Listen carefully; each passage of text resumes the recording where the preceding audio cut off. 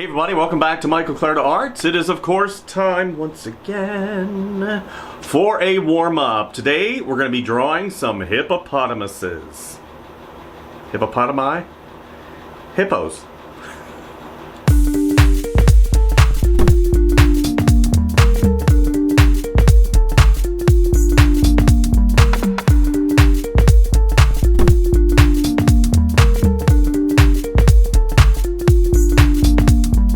Here we are at my standing drawing desk. Going to draw some hippos today. As you see, in our last session, we did some lovely three-toed sloths. Previous to that, we were working on gorillas and elephants. Try to do 3 per session on otters, juggies. And today, because I love animals, I'm going to be drawing some hippopotami. Hippopotamus, hippos. I don't know the plural. My apologies. Not a wordsmith, I'm an artist. So, it's been a few days since I did a drawing for you guys. I was really being very diligent about getting a drawing out every single day, 3 drawings a day, something like that. And I do believe in drawing almost every day. I have really, since I used to say every single day you need to draw something. But since we all have lives, and I understand that, I think that getting time where you can is important. And that's exactly what happened this weekend.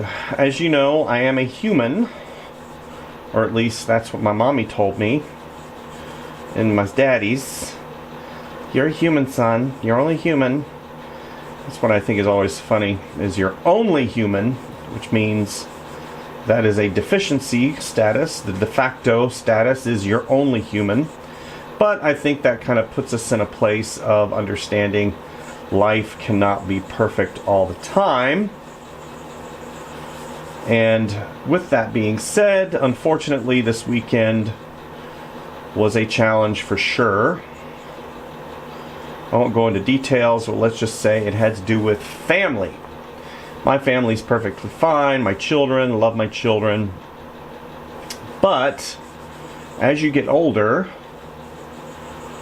you'll realize that certain humans in your life get older as well, and some that are really advanced in age start having some challenges, and that's exactly what we're dealing with right now with a family member, and that is a challenge that I am up for because I love my family, I love people in my life, and I want to make sure that they have the best foot forward health-wise, and that's kind of what we've been dealing with. I remember listening to a podcast, and it was talking about life in general, and one of the things the person said was, guess what? Human beings, you're all terminal. You're going to move from this place to whatever the next place is, and the sooner you realize that you have a limited time here, the more you will enjoy it. And I have really taken that to heart, because I realize that my time here on this lovely planet is but a flicker in the wind. Just a dust, you're a piece of dust in the wind. And you want to take advantage of every moment you can. And that's exactly what I'm going to do. So, you see, I started out here with a basic shape. Went ahead, since it's a kind of a front-facing view, I went ahead and started putting in that large shape for his body, or her, I really don't know, I can't tell hippos apart. I'm sure it's something very apparent that I was missing. Like, it's the angle of their ears. I have no clue. And yeah, they're huge. I mean, I had the opportunity, again, because I love zoos, you guys know that. And we went to a zoo. I think it was, I don't know if it was Busch Gardens, because Busch Gardens is kind of it is a theme park, but also it is a zoo, which I never quite understood the dichotomy of it, because you go there and you're surrounded by animals, which is amazing, but you can go ride a roller coaster and eat a giant turkey leg. It is a business. Zoos are businesses. Don't let them fool you. Conservation is first. Conservation is completely first. They want to make money to perpetuate themselves and feed their shareholders. Anyway, what I'm saying is, I went to a zoo and I had the opportunity to see a hippopotamus. First of all, I was astonished the sheer size. I was told by the internet, because if you heard it on the internet, darn it, you know it's real, that hippopotamus are one of the most dangerous creatures in the wild because of their territorial tendencies, and they will attack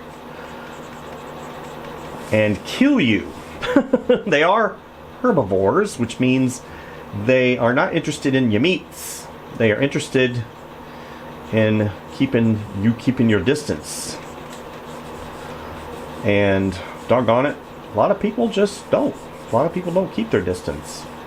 And unfortunately, if you don't keep your distance with a hippopotamus, they will kill you without even blinking twice. And I had the opportunity to see one up close, and it was beautiful. Just majestic in their size. And I actually had the opportunity to see one swim. That was epic for sure. Seeing them swim, you realize that they are just as home in water, if not more so, than they are on land. And that in and of itself is, or aquatic, that amazing. I've seen instances where hippopotamuses, whatever, go up against large crocodiles, and typically the hippopotamus is the one that wins. Even the salties, which is kind of crazy because salties are super aggressive. I'm talking about saltwater crocodiles, for those of you not in the know. And yeah. So again, what I'm doing right now is establishing composition. Since this particular creature right now in this drawing is standing in water, because they are aquatic creatures, I would say aquatic creatures first. They can run, I thought I heard 30 miles an hour? 30 miles an hour? When charging in full charge. So you definitely don't want to be on the other end of a hippopotamus, because you cannot outrun them. You can put a big tree between you and it. That's probably your best bet, or actually just don't. Just don't. I can see as well some of those documentaries that I watch, because you guys know that I watch documentaries all the time, and how they have the ability to flip over boats. Really just an incredible creature for sure. What I'm doing is I'm just looking at the shapes of the shadows, and I'm thinking about form. So form, I don't talk a lot about this, is height, width, and depth. So if you want your drawings to have that three-dimensional look, you have to start thinking about this instead of this. So I'm drawing on a 2D surface, 2D being height and width. And you can do drawings like that. That's completely fine. Having that ability to look and translate. Actually, I think drawing 2D, complete 2D height and width is actually a little harder for me, because I've been thinking about depth for a long time and trying to get my drawings to have that realism, because that type of person, I guess. That's my artistic muse. And I basically think that whenever you start injecting depth into your drawings, it creates a sense of relatability. Because whenever you see something so stylized such as Picasso, it is a disconnect. Even though beautiful art style, whenever you draw something that has that form, that depth to it, then you can relate a little bit better to it. Because we live in a 3D world, we're constantly interacting in that three-dimensional space, and ultimately it seems more familiar. Is it the only way to create art? No. Is it the best way? No. There is no quote-unquote best way. There is your way, and that's what way works for you. Again, I talk about art being so subjective. Some people will love your stuff. Some people will hate your stuff. Some people will be indifferent. That's why there are so many different designs of cars. Not everybody likes square and boxy. Not everybody likes smooth and sleek. Not everybody likes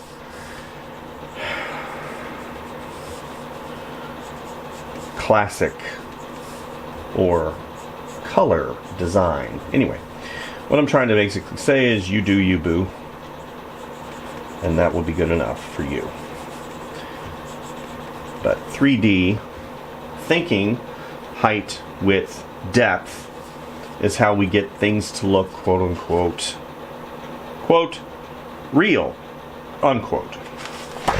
So you see in some of my other drawings, I'll do these lines that help me determine that form.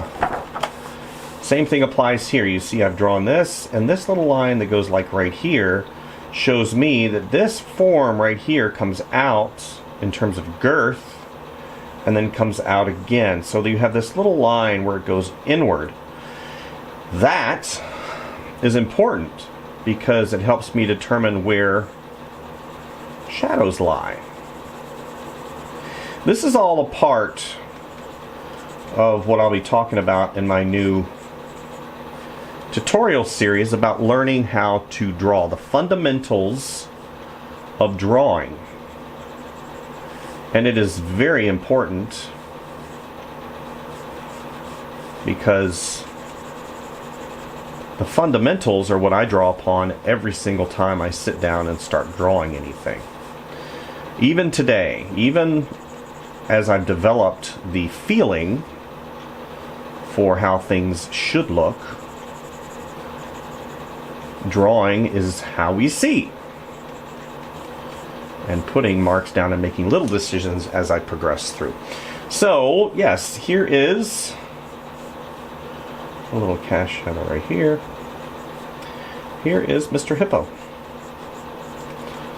Looking at you going, if you take another step forward, I'm going to flatten you. But I'm going to do it with a smile.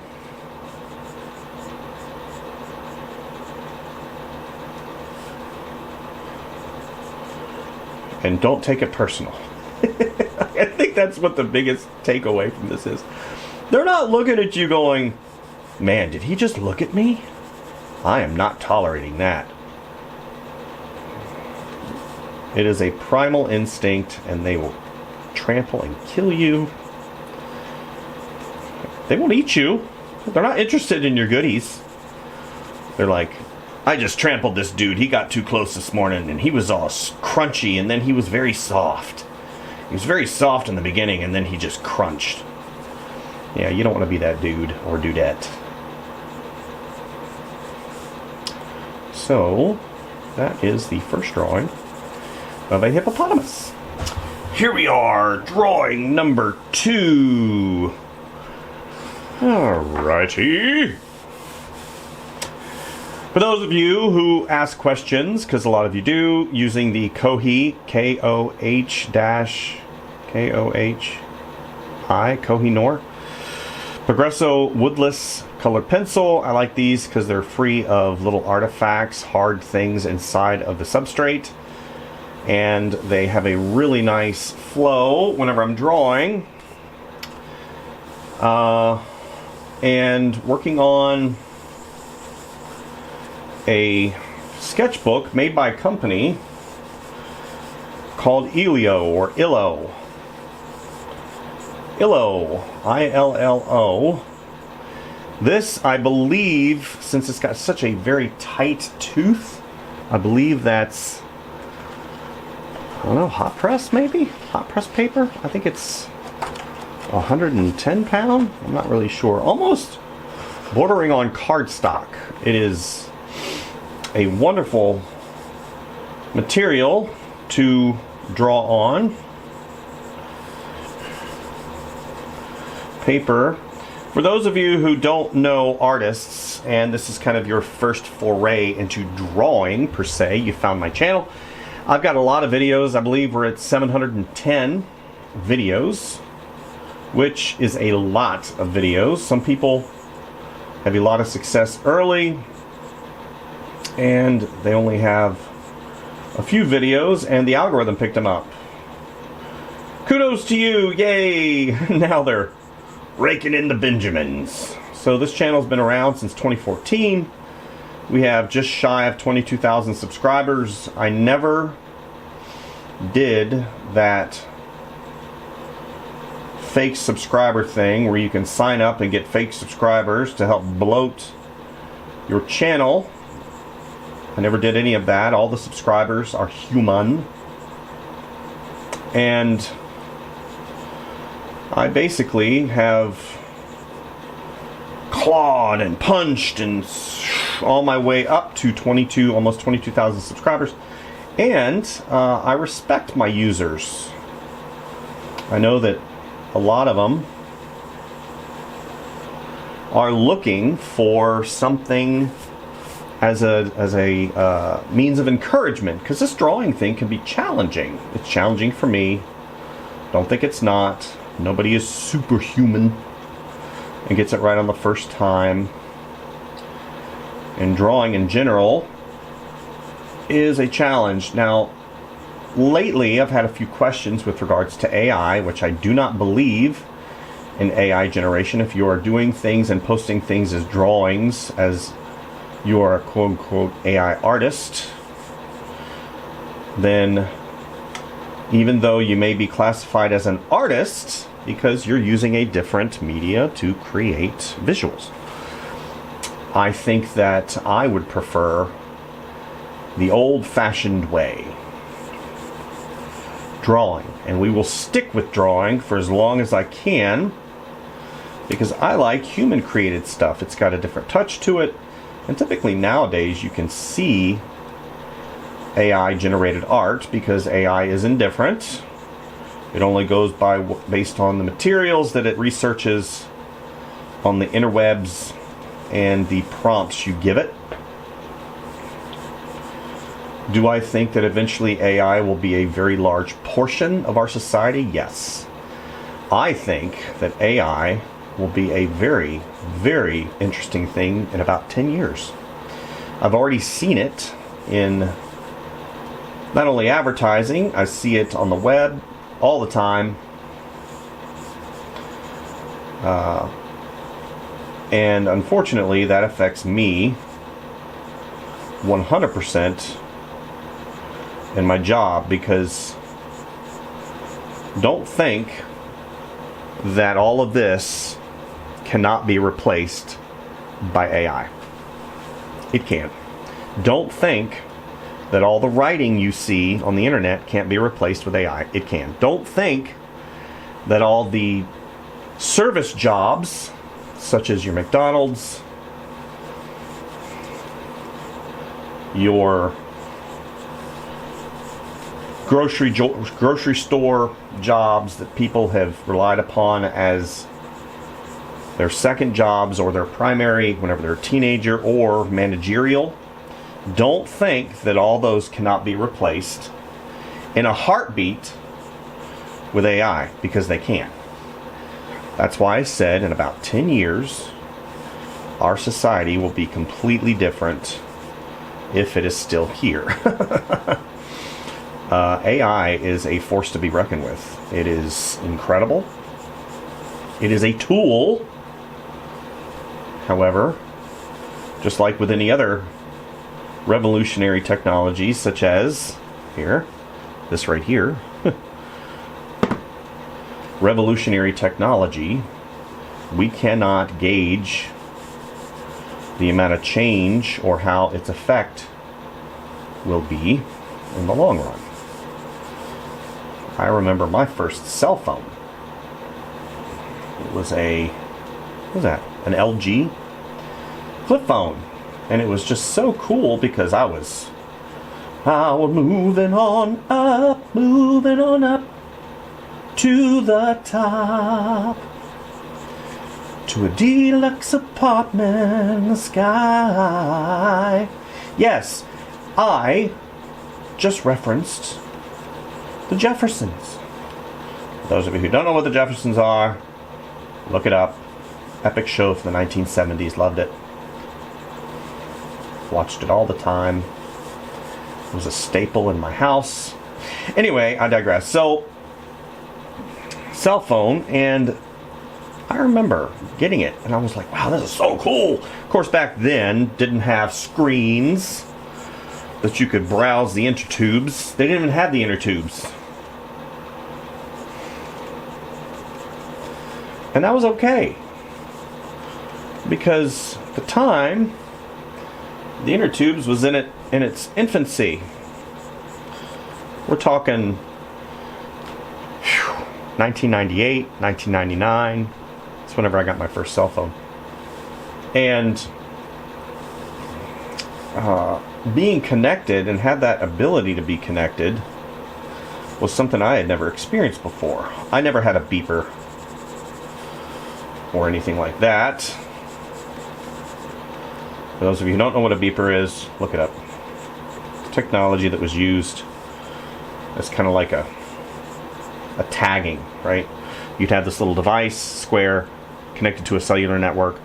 Somebody would tag you with some text or a number, and you basically went to a landline and called, or your cell phone. Anyway, didn't have text messages back then. And it was wonderful. I remember thinking, wow, I can be out in the middle of nowhere and still be connected. That was really cool to me.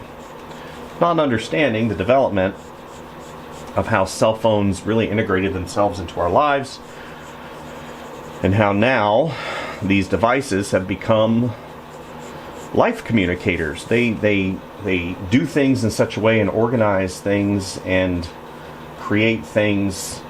You can pay your bills. I mean, you can buy stuff, mobile shopping.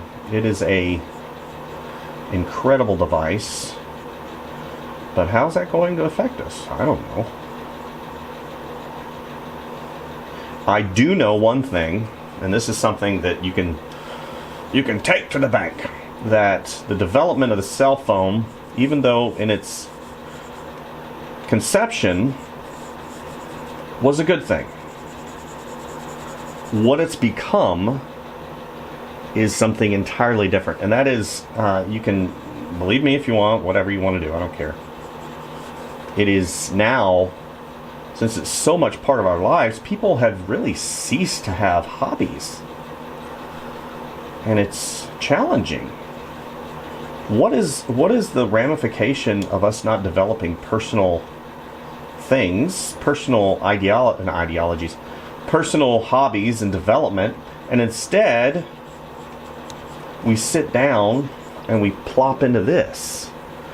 It's like, and you turn your brain off, and this thing kind of stimulates your medulla oblongata. I don't know if that's the right thing that it stimulates. But what I'm basically trying to get at is hobbies are important. And drawing, to me, is more than a hobby. It is an extension of who I am. And I implore you, if it's not drawing, find something that speaks to you. Put that cell phone down. Put it down.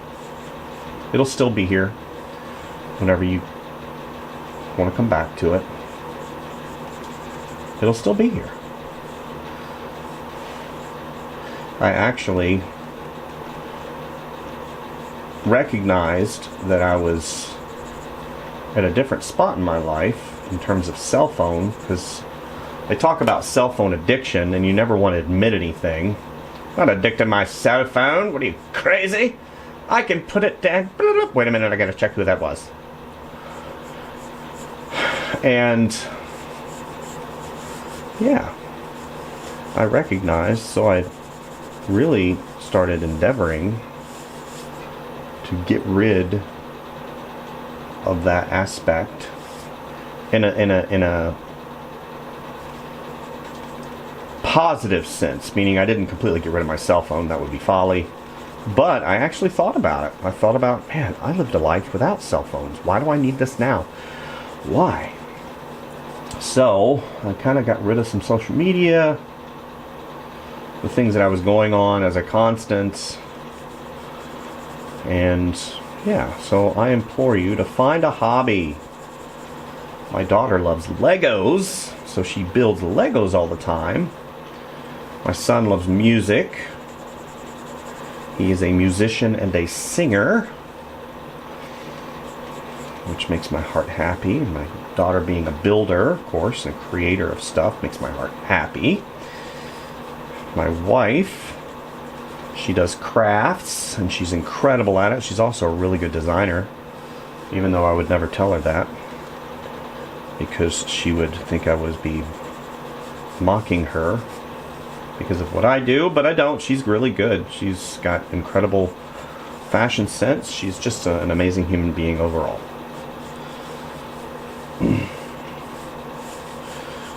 But find a hobby. As long as it's not illegal, I think you'll do well.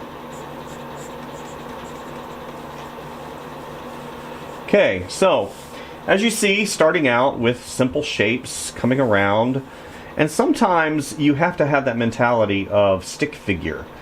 I think that we as people tend to overcomplicate things too quickly. So we have all seen this. This is in our brain. This actually is not a horrible representation of a person. They did it back in the caveman times. They did it progressing through. And as a starting point, this is not a horrible representation of a human, because if you look at it, it looks like what? Human. Head, body, neck, arms, legs. If you start thinking in terms of this, and then you build, and then you build, and then suddenly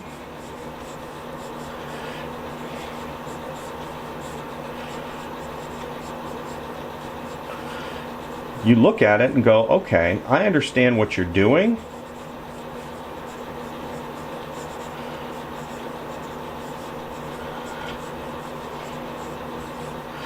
See, we go from this, which is a super simplified representation of a human, to this, which is a foundational representation of a human, because I built on this. The same thing applies with this. As we progress, and as you see, you can see the simplified thought that I have with regards to these things. A lot of times you'll see me, I'll draw in the circle, then I'll draw the secondary shape. You'll see these motion lines here, right? Here's a shape right here, here's a circle right here. And then you'll see me draw what I call anchor points. So for me, a lot of times the anchor point is either the eye or the nose. And then I kind of shoot out in all the areas and keep referencing back to these areas. And that is how you build a drawing.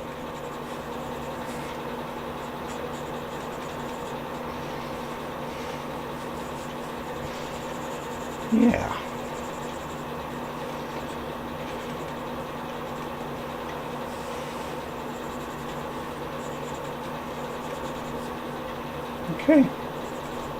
Number 2. Done. So, I've drawn 2 hippos. Hippo.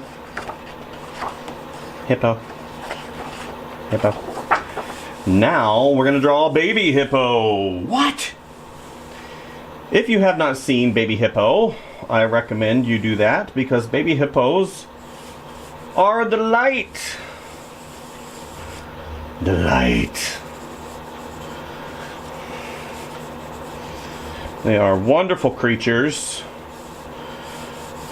that are a little mischievous and fun. Do I think they will kill you and eat you when they're older? Yes. They will eat you. Actually, no, they won't. They won't eat you. They will kill you when they become adults. But when they're babies, they are delightful. Do I recommend you go to a baby hippo and pick it up like a baby? No. Look, it's a baby. It's a baby. No, don't pick up the baby hippo. Just say no. Because of the mama. That mama will annihilate you. Okay.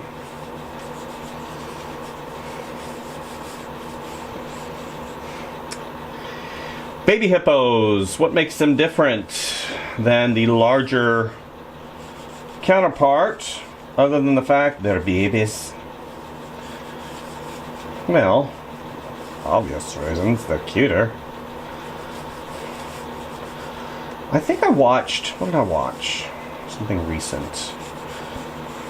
Where a baby hippo, it was being mischievous and didn't want to go back into its pen, and it was running around. And it was so cute! It was so cute. Baby hippos. One of my least favorite songs, believe it or not, one of the least favorite songs that I've ever heard in my life, and every single time it comes out during Wednesday's holidays, I cannot stand it. And I think it has nothing to do with the subject matter, nor the... Hold on, I gotta get this done. The subject matter, nor the words of the song itself. It primarily goes with the singing voice and the way that it's presented. And I am, of course, talking about I want a baby hippopotamus for Christmas. Only a baby hippopotamus will do. First of all, stop the madness. Stop the madness now. You do not want a baby hippo to get really big, and then you turn around one day and you're being trampled. You don't want a baby hippo. Oh, it's Christmas. And I don't like the singing voice of the person who does it. I can do that. I have an opinion. I cannot like something. People tell me all the time, you suck! And I'm like, well, okay, that's your opinion. I can suck.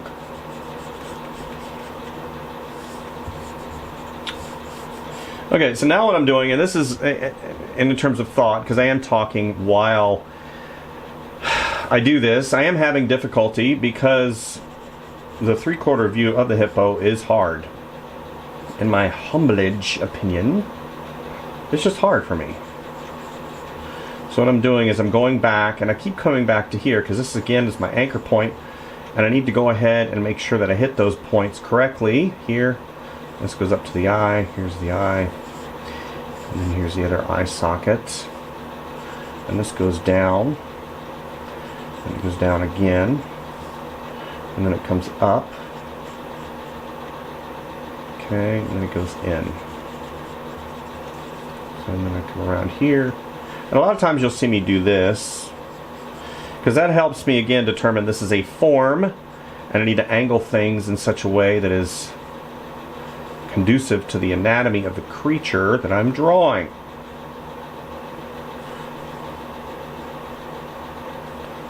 Here goes up to here. Shadow right there.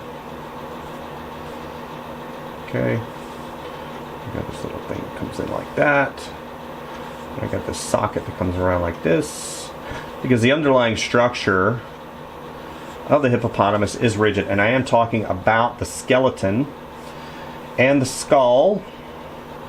That's why it's important, if you're going to do animals, to learn a little animal. That's a new word. Enjoy that. I'm talking about animal anatomy. If you start learning an animal anatomy, it'll really benefit you, especially if you're going to draw animals. If you're going to draw humans, learn human anatomy. I can remember going to the library. For those of you who don't know what that is a standing building with books. It is not Amazon. Amazon is not the library. Dudes, I remember when Amazon came out. That's how old I am. I remember my teacher going, Amazon is great. It's a place where you can buy books. And I'm thinking, I don't want to do that. I want to hold the book in my hand. And at that time, that stuff was in its infancy. Meaning shopping online. And I'm thinking, dude, I'm not going to shop online and give somebody my card number. But nowadays, everything is done. A lot's done, not everything. I don't like talking in generalities. But I remember when Amazon came out, and I was like, wow. Because then you start realizing how much you've been paying for stuff. Isn't that something? Back in the day, you'd go to the mall, you wouldn't blink twice about paying $35 for a shirt. Actually, no, $35 is ridiculous. Back in the day, shirts were like $8. Jeans were like 20. And now, we all look at the world and we're like, how much does Amazon charge for it? Amazon is not the only place in town, homies and homettes. Shop around. You better shop around. Shop around, shoop, shoop. You better told me. Okay. That's right. You better shop around. Of course, that song is referring probably to who you're going to be with. Not what face cream you want. Of course, it is important you shop around with regards to face cream. You do want the best deal you can get.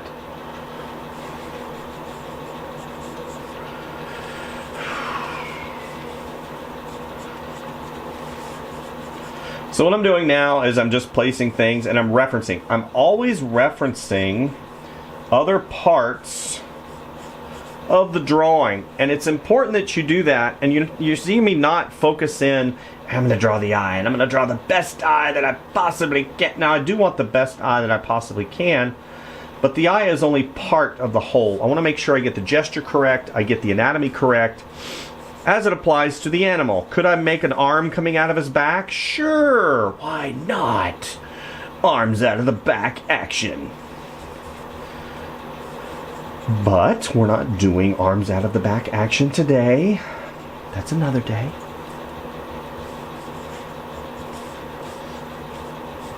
I'm drawing a animal that is recognizable. An animal that's recognizable, you want to take liberties with it.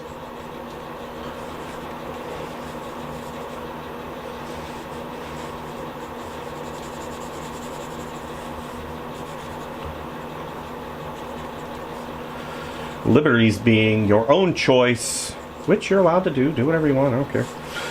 But if you're going to draw a accurate looking, as it pertains to the species, anatomy, and those decisions make a difference.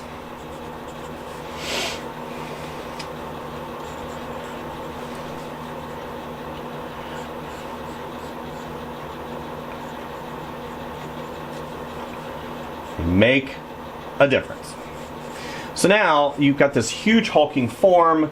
You've got the head, which is quite bulky, and I'm going back and I'm trying to think of skeletal systems underneath. You've got this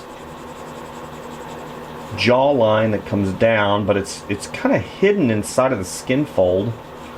And then I've got this shadow, and I've got this leg that really comes out. You have his elbow right there.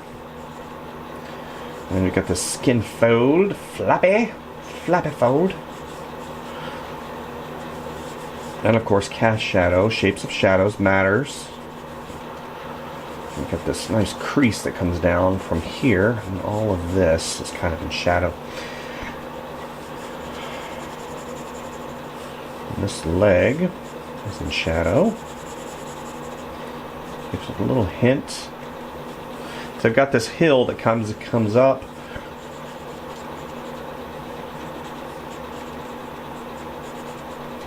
Here. I'm going to go ahead and color this in. Little trick, don't draw the entire mouth. A lot of times it's okay just to draw a little crease to kind of give it some believability. And I'm not drawing in all of the details. I'm focusing on what makes sense in the context of the sketch. Let's go ahead and draw this. Get that silhouette. It's important to have a good silhouette. Do this. Shadow comes around. Yeah. Just comes up right here.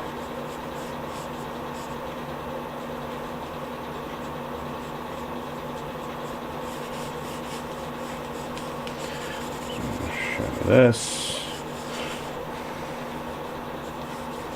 So, if you've ever seen the Michelin Man, whenever you look at the Michelin Man is a representation of their tires. So Michelin being a tire brand, Michelin Man's a big man-looking creature, tires stacked upon each other. And whenever you look at him, you can see these tires that are stacked upon each other,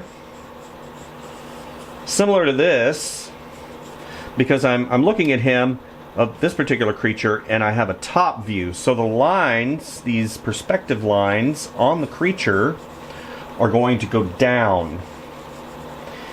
This is coming towards me and away, so they're going to come and follow that form.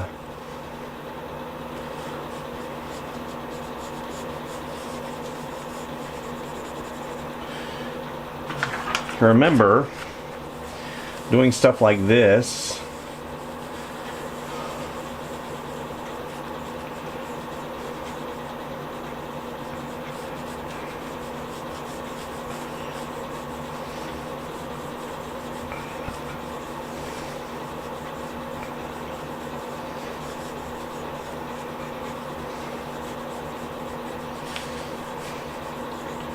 I'm just trying to show you something really quick. Okay.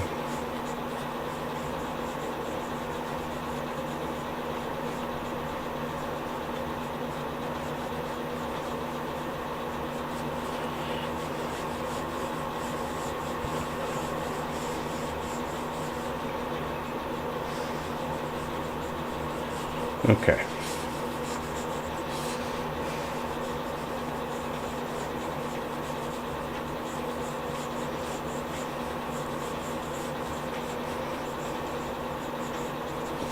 Now you can see in quick order what I've done here. Creating kind of a foreshortened human figure. This arm is going away, back. This leg is coming toward. So you have these lines, these three-dimensional lines that help define the form. This leg is going away, and this arm is going away. So depending on where these appendages are going in 3D space is how you're going to kind of define these forms. So you've got this, and then I start thinking anatomy.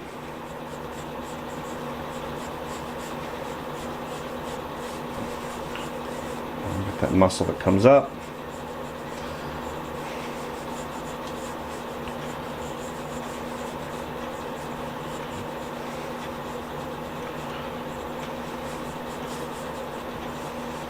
And your rock right here. Rock right there. And see, in very short order, just by putting some of those, he's got a hat on, you can create a drawing, right?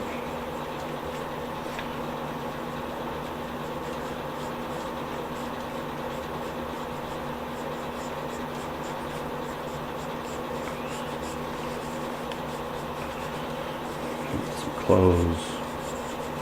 So what I'm basically trying to iterate to you is thinking like this. Thinking in terms of form. Continually. Now I don't draw all these lines whenever I do my drawing. But continually thinking like this will help you define your process in your brain. Creating drawings will suddenly become more or less a sculpting. It'll become a sculpting exercise. And then you get into things like line weight, line quality, gesture, rhythm and flow,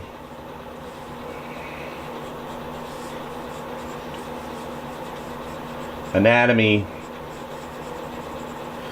and then suddenly you'll turn around after you've studied doing a particular animal for a whole month, or, like I'm doing, multiple animals, and you'll have a small body of work you can reference. And then if you want to do a drawing based upon said drawings, sketches, you kind of have your own reference and experience. Drawing takes time, effort, sacrifice, which in today's day and age, especially as it pertains to cell phones, cell phone addiction, the lack of hobbies, I think, and this is what I think, as we progress, AI becomes more and more prevalent. You'll have companies that will no longer hire artists, and then you'll kind of have a backlash, and people will not accept certain things. It's like the whole computer animation arc. You started out with traditional animation, then we kind of moved into computer, and it was something novel and new. And I just heard recently that Disney is ramping up their traditional animation department again, because people like Aaron Blaise never let it die. And he created an incredible, emotionally invoking movie. Look him up. It's called Snow Bear. Short, he did everything himself. Drawing-wise, animation-wise. I don't know if he did all the production stuff, but coloring. But just incredible. And they're going to be ramping up their traditional animation department again, which I was like, ooh, that sounds intriguing. Do I go ahead and apply? No. That ship has sailed. I will not be a traditional animator. I had that opportunity at a point in my life, and I saw what it took to do that, and I was like, nah, I don't want to do that. Nope, I'm good. I like working in my home studio in the mountains, drawing baby hippos. Alright, you guys, MC26, hopefully you got something and enjoyed the process of drawing hippopotamuses today, hippopotami, hippos, because I completely messed that up. Let's go ahead and put a shadow underneath here. You can't sign your drawing until you're done. You're breaking the rules. I know. definitely take a moment today. Love the people you're around. Enjoy your family.